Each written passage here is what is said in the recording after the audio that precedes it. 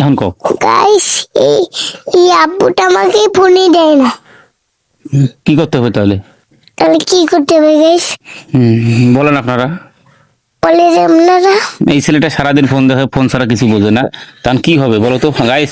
আপনারা বলেন তো, এই ছোট ছেলে, বয়স বয়স 63 বছর। আমি বলি তুই কেন বলিস? তুমি বলো। গাইস জানি আব্বু আমাকে ফোনই দেয় না। কেন ফোন দেয় তাহলে না? আমি কি করি? তুমি কি করবে? তুমি ঘুম পাড়ো, মাথা নষ্ট করতেছো ফোন দেখতে দেখতে, তুমি কি করবে? ভাই চুপ কর। গাইস বলো। আমি কথা বললে চাইলে তুই করে বলিস। তুই কি অশিক্ষিত? তুমি লেখাপড়া করছো? সি লেখাপড়ে A C D A B. তুমি এত কথা বলো কেন? তুমি যেটা ওটা হলো তুই বললা।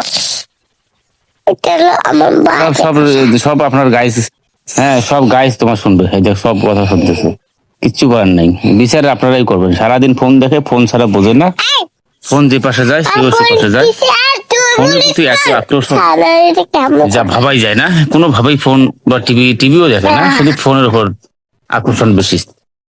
যেখানে ফোন দেখবো সেখানে বিছানা থেকে ফোন ধরতে যায়। গাইস আপনারাই বিচার করবেন, দেখি বিচারটা কার হয়, দেখি কার করে। বলো কি বলবো, বলো গাইছে কিছু বলবো, বলো বলো দেখি। আরেকটা কথা আছে গাইস। বলো।